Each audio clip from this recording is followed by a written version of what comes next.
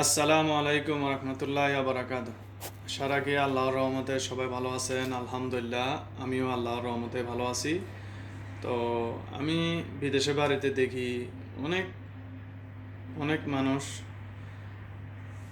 এরকমটা করে, মসজিদে গিয়ে নামাজ আদায় করতে চায় না। তিনি কি রুমে নামাজ পড়বে? তো রুমে নামাজ পড়লে বেশি সওয়াব না মসজিদে গিয়ে নামাজ পড়লে বেশি সওয়াব? হজরত মোহাম্মদ সাল্লাহ সাল্লাম কি আমাদেরকে বলে গেছেন পুরুষ মানুষ ঘরে নামাজ পড়ার জন্য,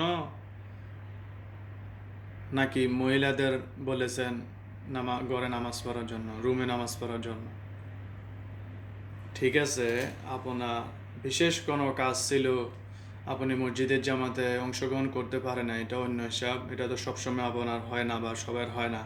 হয়তো কুচিত কোনো একটা সময় আপনি রুমে একা একা নামাজ পড়েছেন, এটা অন্য হিসাব, কোনো সমস্যা নেই।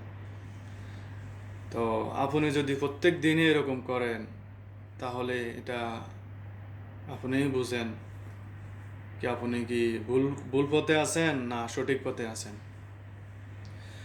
তো আপনি একা একা নামাজ পড়লে আপনি যেই সওয়াবটা পাবেন, যদি মসজিদে গিয়ে যদি নামাজটা আদায় করেন বা আদায় করতেন, 27 গুণ বেশি সওয়াব আপনি পাবেন বা আপনি পাইতেন।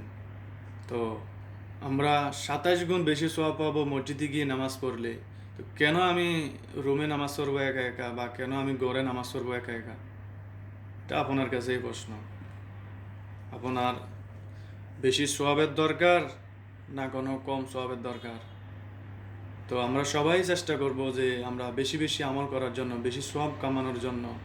তো আমরা সবাই চেষ্টা করব মসজিদে গিয়ে নামাজ পড়ার জন্য এবং বেশি সওয়াব কামাই করার জন্য। ইনশাআল্লাহ সবাই চেষ্টা করব। রুমে নামাজ কুচিতে আপনি 2-1 দিন পড়েন, কোনো সমস্যা নেই, তবে সবসময় না। প্লিজ, আপনি আমার ভাই, প্লিজ, আপনি আমার দিনী ভাই, আপনাকে অনুরোধ করলাম, আপনি ঘরে নামাজ 2 ওয়াক্ত মাঝে মধ্যে পড়েন, যদি সমস্যা বা কাজে বিজি থাকেন, এটা অন্য হিসাব। তবে চেষ্টা করবেন 5 ওয়াক্ত নামাজ মসজিদে গিয়ে জামাতে সে আদায় করার জন্য।